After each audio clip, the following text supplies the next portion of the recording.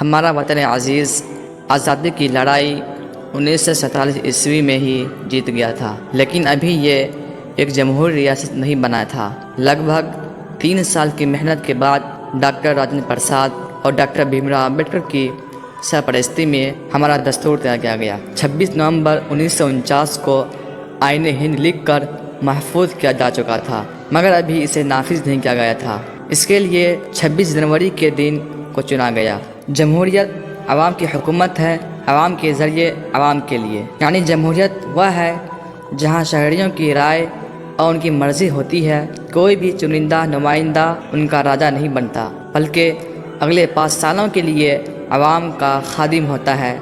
ہندوستانی عوام کو برطانوی حکمرانی سے نکال کر ہر طرح کی آزادی کو محفوظ کرنے کی کوشش کی گئی۔ یوم جمہوریہ دراصل آزاد ہندوستان کی ہی نشاندہی کرتا ہے۔ یوم جمہوریہ ہندوستان میں بھرپور جوش و خروش کے ساتھ منایا جاتا ہے۔ اسکولوں اور کالجوں اور مدارسوں میں قومی پرچم لہرائے جاتے ہیں۔ ملک بھر میں ثقافتی تقریبات منعقد کرائی جاتی ہے۔ خصوصاً دہلی میں راجدھانی ہونے کی وجہ سے بڑے پیمانے پر اس دن کو حکومت کی طرف سے قومی تہوار کے طور پر منایا جاتا ہے۔ انڈیا گیٹ پر صدر کے ہاتھوں پرچم کشائی ہوتی ہے، قومی پرچم کشائی اور قومی ترانہ گایا جاتا ہے۔ یوم جمہوریہ منانے کی اصل وجہ ہمارے دستور کا نفاذ ہے، وہی دستور جسے دنیا کا سب سے بڑا دستور ہونے کا شرف حاصل ہے۔ ہم ہندوستانی عوام یہ تجویز کرتے ہیں کہ ہندوستان کو ایک آزاد سماج وادی جمہوری ملک کی حیثیت سے وجود میں لایا ہے، جس میں تمام شہریوں کے لیے سماجی، سیاسی، معاشی آزادی، رائے، انفرادی تشخص اور احترام کو یقینی بنایا جائے گا، اور ملک کی سالمیت و یکجہتی کو قائم و دائم رکھا جائے گا۔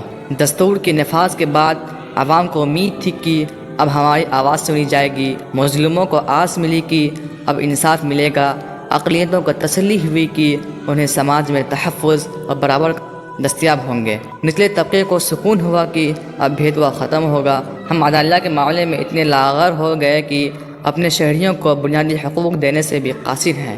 جب بات ہندوستانی جمہوریت کی ہو تو سیکولر لفظ کو نظر انداز نہیں کیا جا سکتا۔ اب چاروں طرف نظر ڈالی جائے تو نفرت کی سیاست اور سیکولر کی جگہ اکثریت والوں کی زیر اثر حکومت دکھائی دیتی ہے۔ ان سب مسائل کا جڑ کیا ہے؟ کیا ہم سیاست کی سمجھ بوجھ ہو چکے ہیں؟ عوام گمراہ ہو چکی ہے یا اسے گمراہ کر دیا گیا ہے؟ مگر آپ کو لگتا ہے کہ ان سب کی ذمہ دار حکومت ہے؟ سوال یہ نہیں کہ بستیاں جلائیں کس نے، سوال یہ ہے کہ جلانے والے کے ہاتھ میں ماچس کس نے دی؟ ہماری حکومت ہم ہی لوگوں میں سے ہے، یہ کوئی خارجی لوگ نہیں ہیں۔ اگر ہم اپنا رویہ تبدیل کریں اور ملک کے لیے فکر مند ہو جائیں تو یقیناً حکومت کی طرف سے بھی مثبت پہلو سامنے آئے گی۔ وطن کی خاک ذرا ایڑیاں رگڑنے دے، وطن کی خاک ذرا ایڑیاں رگڑنے دے، مجھے یقین ہے پانی یہیں سے نکلے گا۔